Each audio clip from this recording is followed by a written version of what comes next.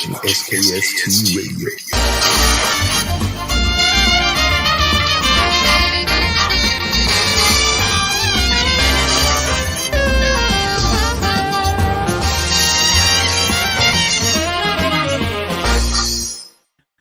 Well. Welcome to another episode of SKST Radio, and you tuned into Small Business Network with Cami, Grayson, and friends. And I have a new friend today. She goes by the name of Feather. Is that right? Yeah, Feather, aka Denise. There you go. Hi. Welcome to the show. Well, thank you, Cami. I love your introduction. Well, thank you. It's all prissy, the girl thing. Yeah, so tell people who you are and what you do. Well, geez, could be a long story, but we have some time left. Right. Yeah, and some ways I like to just say that overall I'm a magical helper. It sounds kind of childish, but at the same time, I work with children for 30 plus 30, almost 40 years now. So being a magical helper with children has certainly been a big influence in my life and for my own imagination and for my own connection as well to intuition. So I call myself a magical helper. I'm an author. I'm a director, writer, producer for children's shows. I'm also an intuitive guide. And I am also, a new author from my first month, Once Upon a Solar Time. So all those combined, I guess one could say I'm a creative artist. Oh, it sounds so cool. So tell us a little bit about how you got started into this cool world. Yeah, this whole world. Well, it does go back quite a number of years ago. I had an intuition, I guess one would say, even at the age of 20, that first of all, I didn't choose to go to school after grade 12. I didn't feel that I was a performance poet at the time. I was writing so much poetry and putting it out there. And I had this intuition to open up a theater school for children in Toronto, which is a very big city. I came from a small town. It was a big chance, one might say, but everything fell into place, right from finding the right private school to finding the place to bring the children to. So early days, I was already co-creating with children and their imaginations from like age 21. That's when I started with children. Wonderful. So the world of working with children, I worked with children for several years with Girls Incorporated, and I used to teach dance. I had my own dance school and mentoring program. So when you get with those kids, you sort of have that ambition to help them be the best them they can be, right? Exactly. And that's why I call myself a magical helper, in the sense that all the theater plays that we do, there is always a character called a magical helper that appears and just sort of puts things together at the right moment. And that's what I feel I've done for children, and many, acknowledgments through letters and afterwards saying, oh, you made my dream come true. I wanted to try to be this character and I got to try it on. And because I never force a child to be a certain character. They get to choose and live out something inside themselves based on the character they chose. So. Oh, wow. So now these plays that you did for the kids, are the kids involved to help write the scripts, or is it something that you script out for them? Well, I script it out for them, but I do record a lot of the improvs in the rehearsals so that I get direct words from them. So when I come back with the script and they hear I put it all together, and you imagine I have to put 12. Probably the most I have in one group is 15, but I like working with a dozen kids. But I have to put all these ideas and blend them and make sure that each child is getting satisfaction with the character that they come up with, and of course the storylines and the plots that the kids want as well.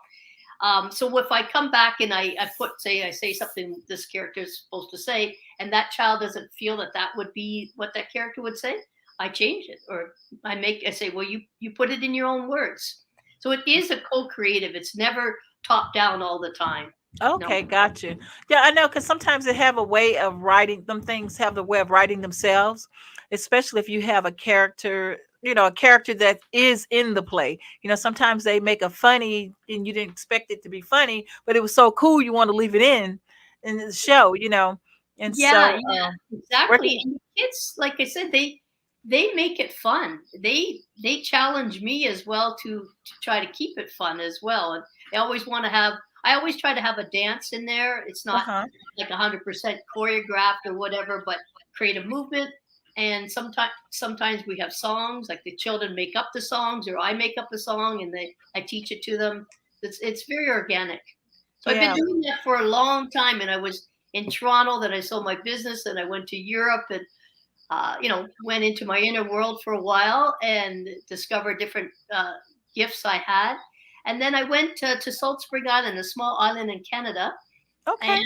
and I opened up a gallery of performance art there, and I started again to work with children and also adults. I moved into adult theater and created a space where people could come and uh, present themselves and their creativity, whether it's singing, songwriting, poet, a small theater piece.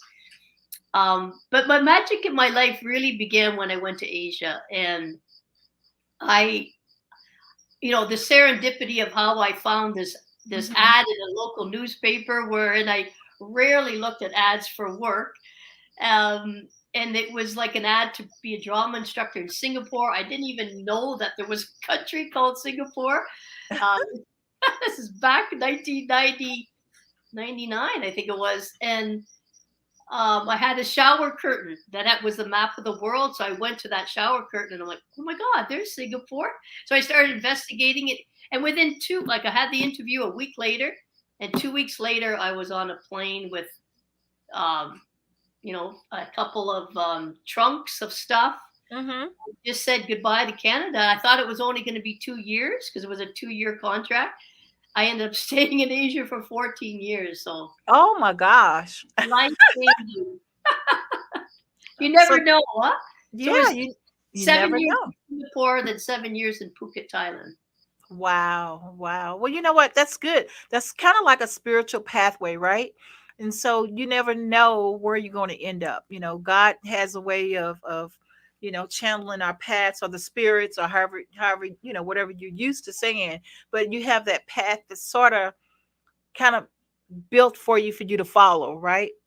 Yeah. And that's where the link with imagination and intuition is super strong in me. It's super strong astrologically. I've known it for a long, long time. And to meld those two, that's how I can be in service to children and also with adults now in my life. Because since 2009, when I had a mystical experience, I have kind of what's the word surrendered, I guess, to working with what I feel is angel vibrations. And Okay. that helped me move into the adult world and be an enchanted helper for adults as well, to keep them, you know, to keep the simplicity, like with if there's a belief in angels, this is me. There's a belief in angels. For me, it's like it keeps life simple and knowing that Right. we're not alone. Do you know what I mean, Cami? Right, right. So, well, explain to us about your mystical calling. How did that Well, happen? How did you know that that really was what was for you? yeah, because it was a combination of things that were going on in my life. I had just built a house with a partner in Thailand, in Phuket, Thailand, and our relationship wasn't super great. And I started to just call and read a lot of books about angels and angel influences.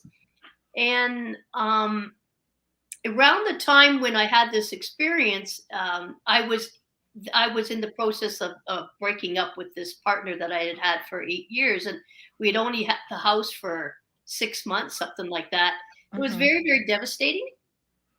And then one day, I had this book on my table down below. It was called Guidance from Your Angels, and I came down one morning, and there on the table was a white feather, like just there, and like no windows are open, and I'm like, how did that get there? And it was a sense of because I always believed in Archangel Michael. Mythical being. So Yeah, yeah. I just felt that they were talking to me in a very subtle and, in a way, childlike way, very simple, childlike way. It's just a feather, and it had to stir in me a level of belief that I never even knew I had to come forward and say, okay, what do you want me to do now? And for me, that was the whole process. It felt fairly mystical because I didn't know where I was being directed, because this relationship was changing, and that no longer was going to be part of my life. Right. And then when this came in to sort of replace it, I've never looked back. Of course I had many months of getting through the grief of betrayal and all kinds of emotional stuff. Yeah, But yeah. I kept getting signs of feathers. Wow, I amazing. kept getting signs. Like I had a little pool. I'd swim and I'd get to the end of the end, and I can remember one time just coming up, and there on my little finger was a feather stuck to my little finger. I'm like, how does this happen?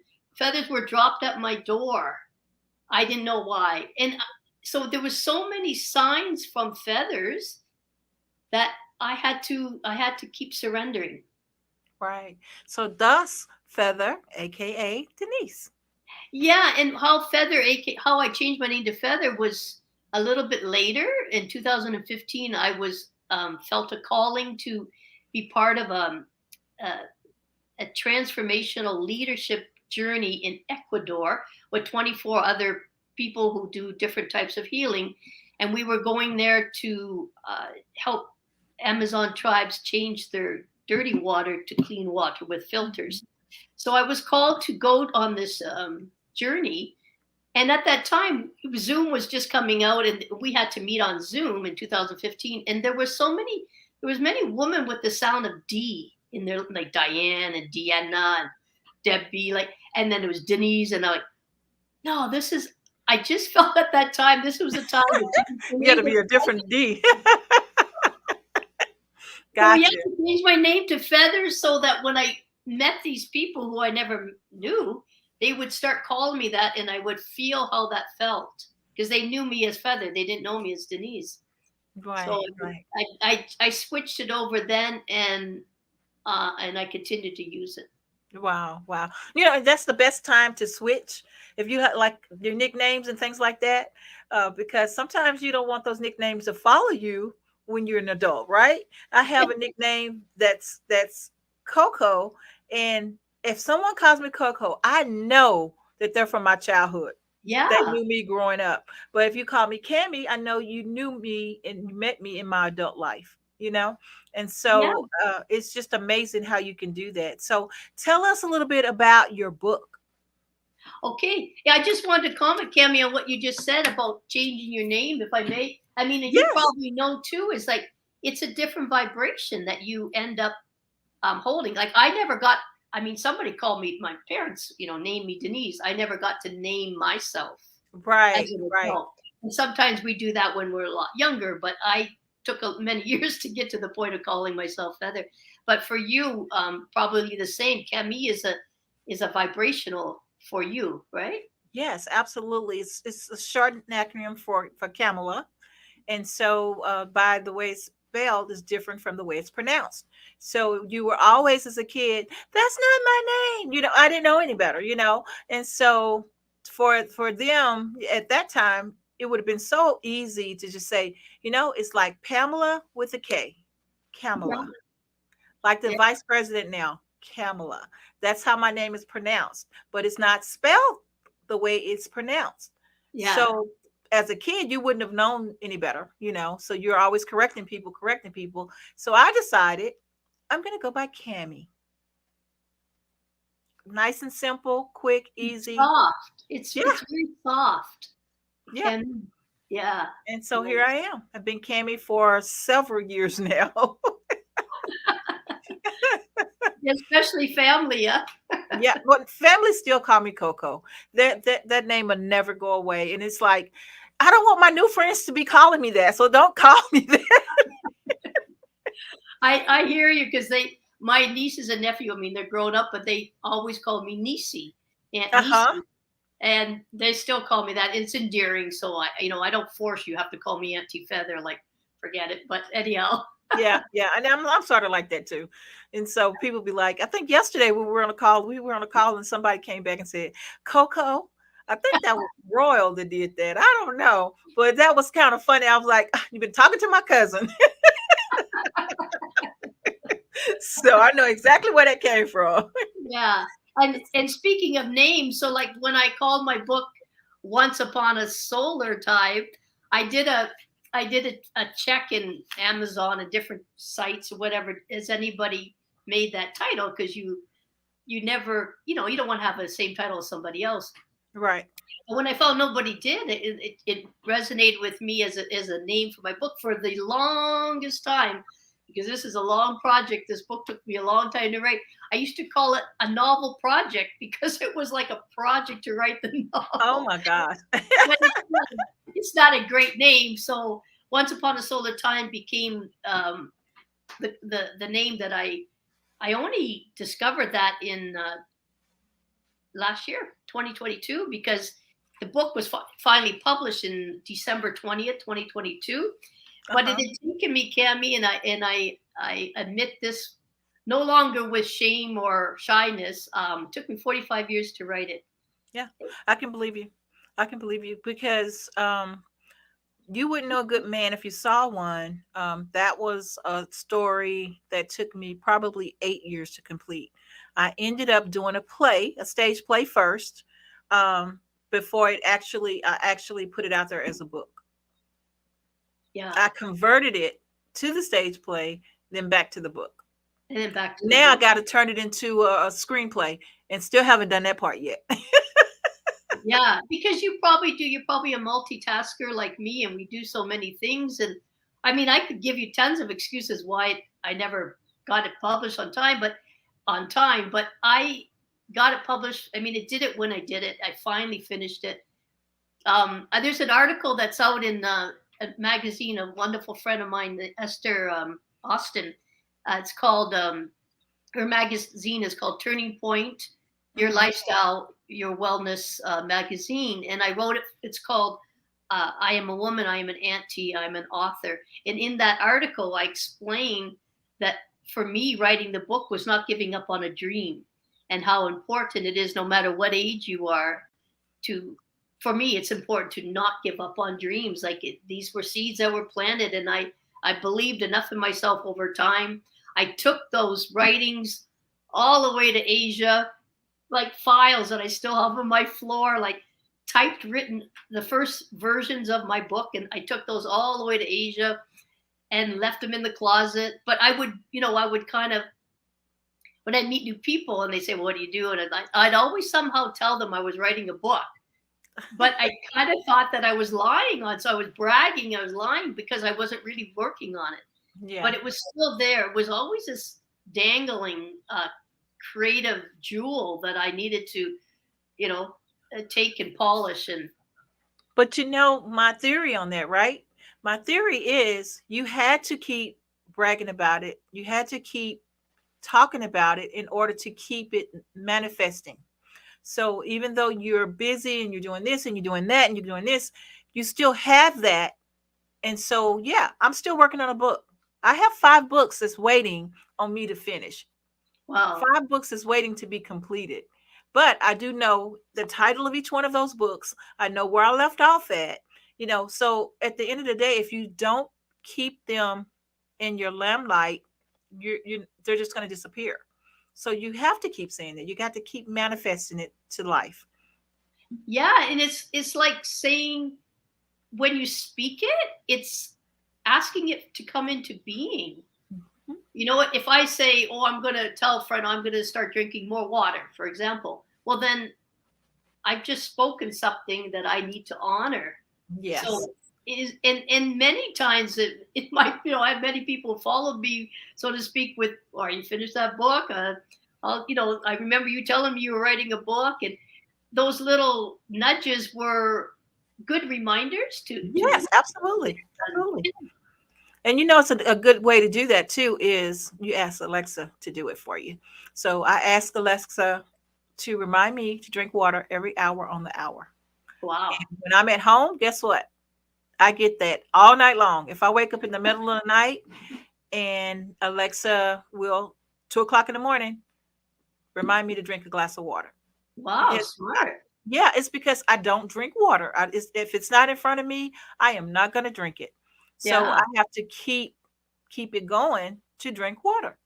I'll Yeah. drink a cold drink. I'll drink some tea. I'll drink some juice. I'll drink, milk. I'll drink anything but water. And so I have to have that reminder to always drink water. Yeah. Yeah. Yeah. So, So one other thing, or there's many things, but with the book, these two beautiful girls, they were actually students of mine in my drama club where I locally live now. I started working with this girl on the left. Her name is mhm. Emily when she was 8 years old, and Oh then wow. her little sister joined about a year later, and she was only 6, I think. And at that time, I wasn't.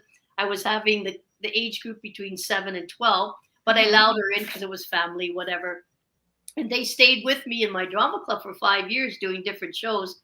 So when I came back after the pandemic, I had to go to Ontario and take care of my mom. And when I came back, and I'm going to do this book. I asked the parent, the mother, if I could, if the young girls, now they're 16 and 14, would be able to be on the cover of my book, and they were thrilled to participate. Oh, Um, wonderful, yeah, wonderful. because the main characters are 14-year-old girls, and they look. I mean, they're beautiful girls. They Right. look about that age. So, and I helped design the book. With the Friesen Press, I was able to give them suggestions of what I wanted, and took a number of different tries, but eventually they came up with what I think is a very pleasing book cover. Wow. So let me ask you this: as far as writing your book, what was your aha moment when you first got your book published? What was my aha moment when? You got your book published. Um,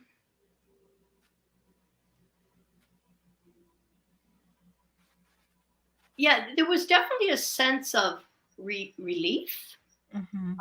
but it it it went hand in hand with feeling that a part of me had died. So like I had a huge postmortem after the book because there was so much creativity that went into it. But after, like, there was, I didn't have that same pulse going through me to Hmm. finish it. But I did have, maybe I could go back to something of an aha moment inside the book when I was coming to the end of the book, and I'm not going to give it away, but when I was coming to the end of the book, I was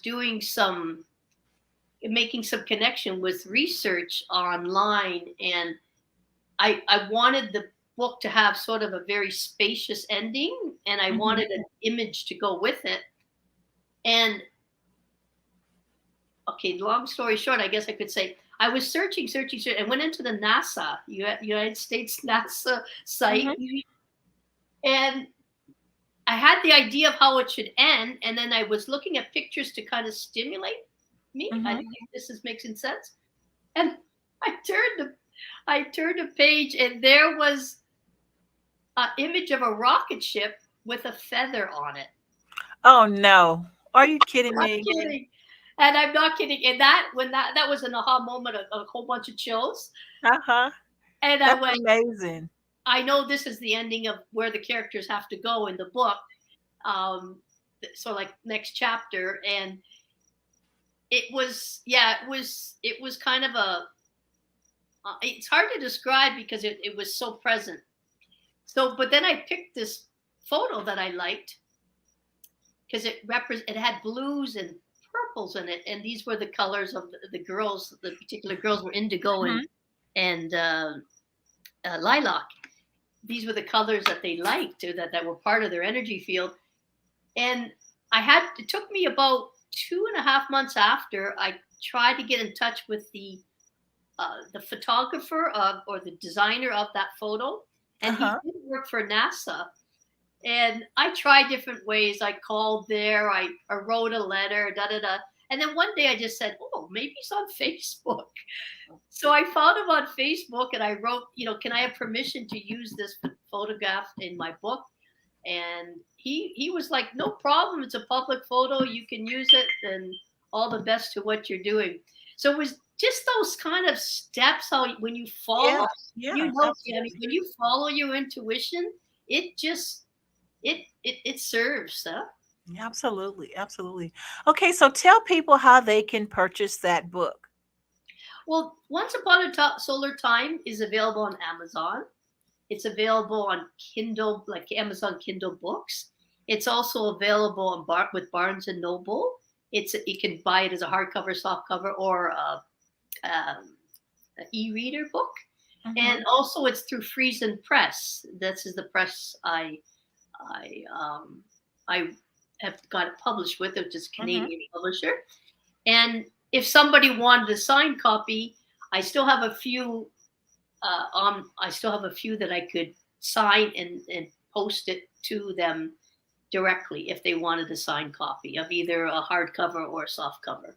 Wonderful, wonderful. Well, I want you to be part of our network. We do have Arthur's Network on Facebook. Wonderful. It's SKST. What is it? SKST Arthur's Network. That's what it is. SKST Arthur's Network. So please join that. We are going to build that network and help other networks grow. And so Sure. we cross post, we share, where our books are, we share our book covers, we share all kinds of things, and we invite one another to different readings, podcasts, all kinds of things like that. Whatever it takes to get the author's information out there, that's what we're here to do. And so we would love for you to be a part of the Authors Network. And as we go into our new season, the first part of the season, we highlight the authors.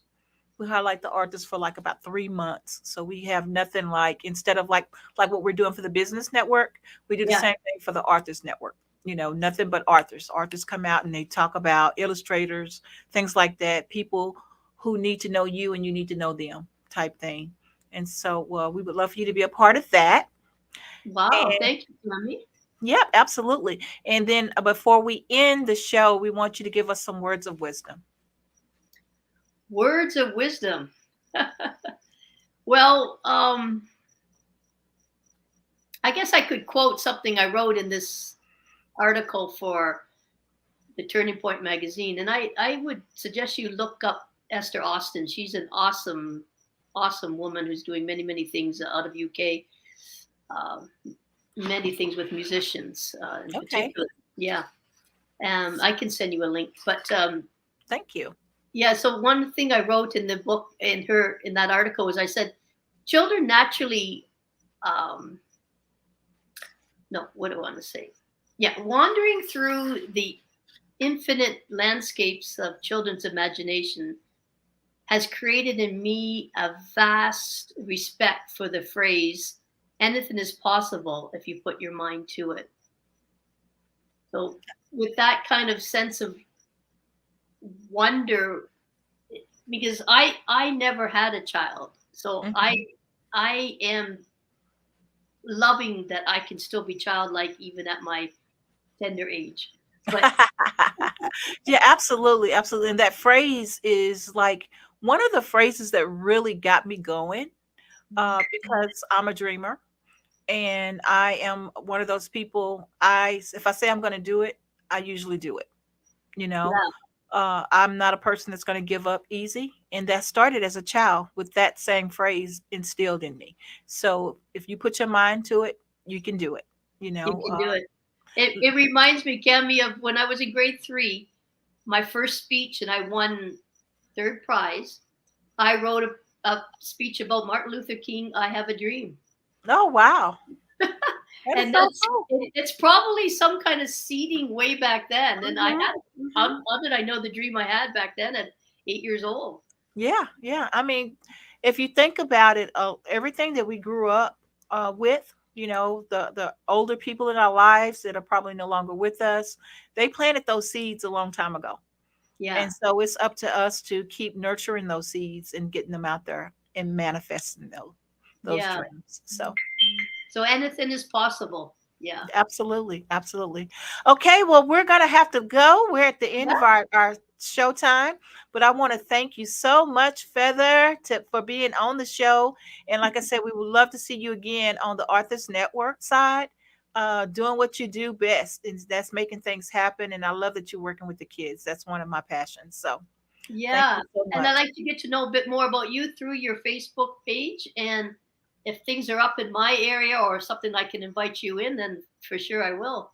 Oh, love it. I will absolutely love it. Thank you so very much. I'm honored. Thank you so much. Thanks, Kim. Okay, guys. This is the end of the show. Please go get her book. She's in Barnes and Noble. She's on Amazon. She's everywhere. Just Google the book, okay? And you'll see this on our YouTube. So please like, subscribe, and share. We appreciate it. Tell them bye, Denise. Thanks, Kimmy. Bye-bye. Bye.